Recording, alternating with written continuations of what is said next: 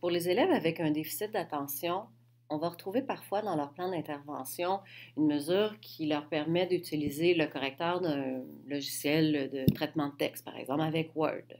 Fait que je vais prendre l'exemple d'un élève qui a écrit une production écrite avec le logiciel Word.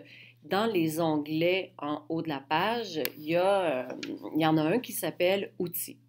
Et quand on clique dessus, le menu nous amène vers une liste dont, entre autres, on a grammaire et orthographe. Et en cliquant dessus, on a la correction du texte et on voit, bon, premièrement, on avait déjà tout ce qui était surligné en rouge, c'était des erreurs d'usage, c'est-à-dire qu'en ouvrant un dictionnaire, on les aurait corrigées quand même assez facilement et on nous montre en rouge dans la première fenêtre et on vous suggère les corrections, fait qu'habituellement, ça se remplace assez bien. On a Great Town, donc ici c'est la ville, donc on va plutôt l'ignorer et on va le garder comme ça. Banlieue, on voit que ça prenait un E, donc remplacé. Deux enfants, ici c'est en vert, fait que ça nous permet de corriger certaines erreurs grammaticales, donc étaient constituées de deux enfants, avec, donc ici il nous manquait un S, on va le remplacer.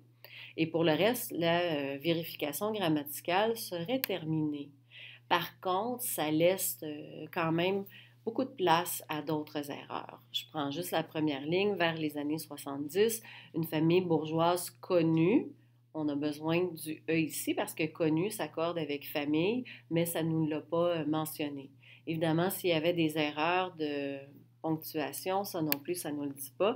Quand on a corrigé town, on ne nous avait pas proposé town avec une lettre majuscule, on le fait. Donc, il y a vraiment à retravailler chacune des phrases pour être sûr que la correction s'est bien faite.